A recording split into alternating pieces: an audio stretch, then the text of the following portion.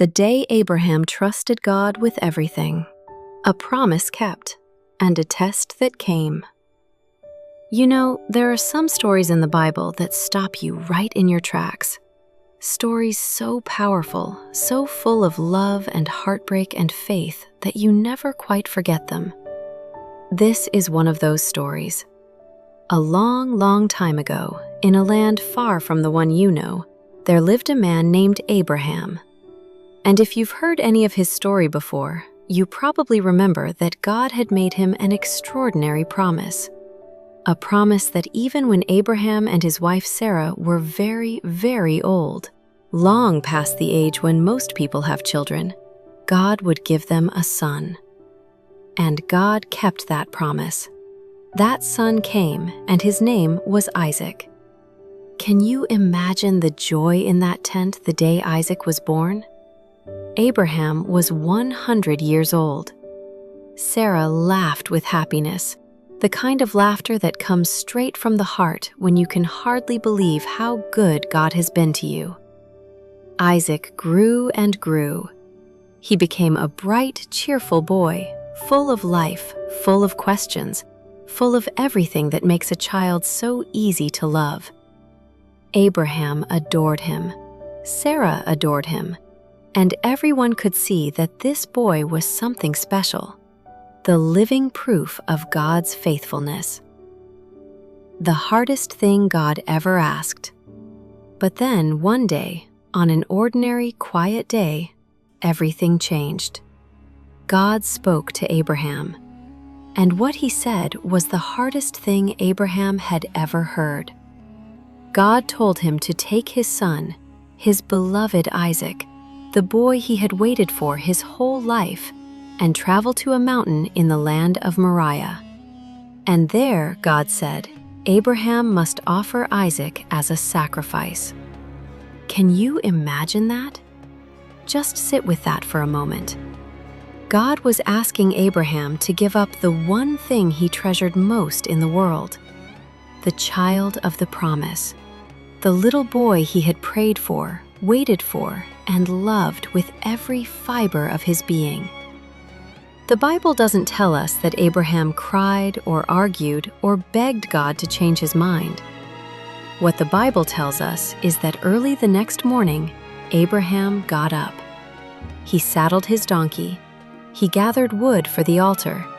He took 2 servants and his son Isaac, and he set out for the mountain.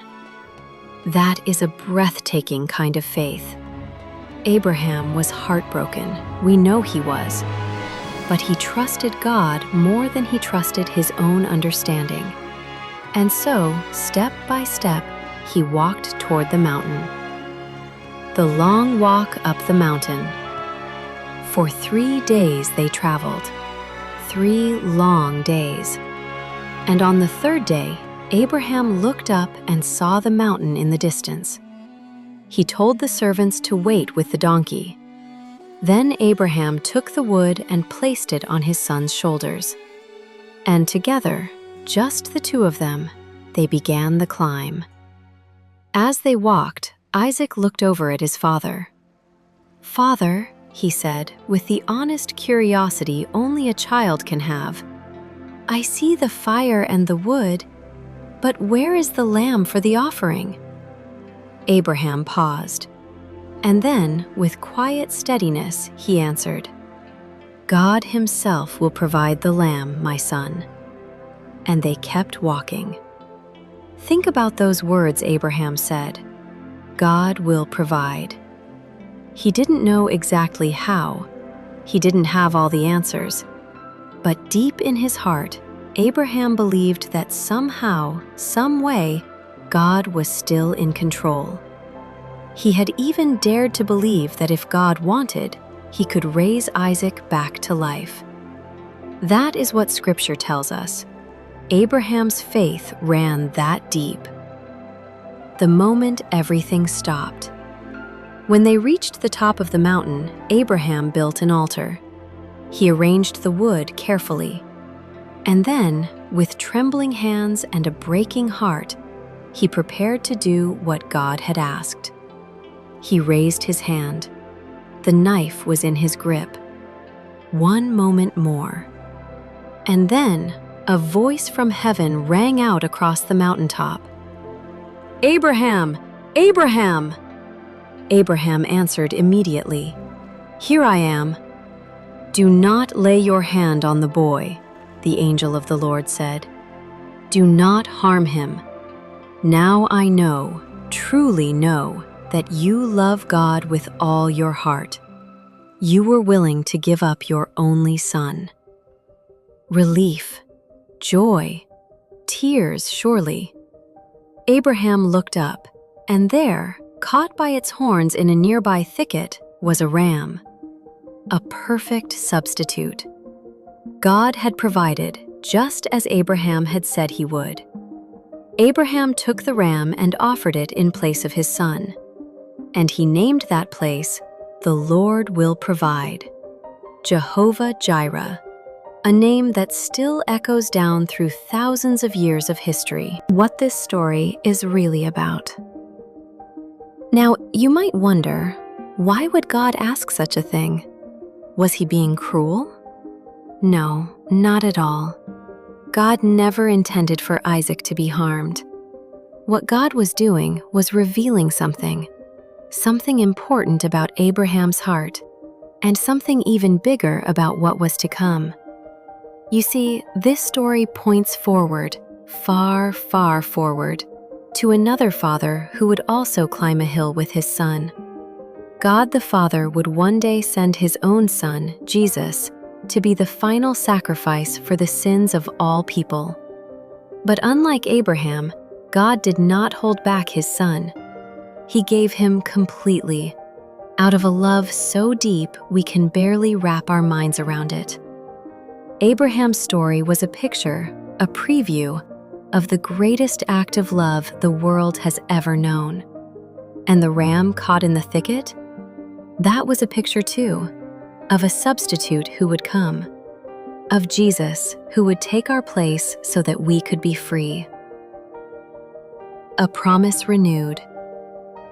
After all of this, God spoke to Abraham one more time, and his words were full of blessing. Because of Abraham's faithfulness, because he had held nothing back from God, God promised to bless him and all of his descendants. Not just his family, but families from every nation on earth. Through Abraham's line, God was weaving a story of blessing that would touch the whole world. Abraham and Isaac came down from the mountain together, father and son, hand in hand. And the God who provides had proven once again that he could be trusted with everything. What can we learn? So what can we take home from Abraham's story tonight? We learn that trusting God sometimes means taking steps we don't fully understand. Abraham didn't have all the answers, but he had the one who did, and that was enough. We learn that God sees our hearts. He knew Abraham's love before the test even began. The test wasn't for God to find out. It was for Abraham to discover just how deep his own faith ran. And we learn, maybe most beautifully of all, that God provides. Whatever you're facing tonight, whatever feels too heavy or too uncertain, the God of Abraham is still the God who provides. Jehovah Jireh, the Lord will provide. Good night, little ones. Remember, when life asks hard things of you and you don't understand the way ahead, you can trust the God who provides. Just like Abraham, take one step at a time, hold God's hand, and know that He sees you, He loves you, and He will provide. Sleep well. God's got you.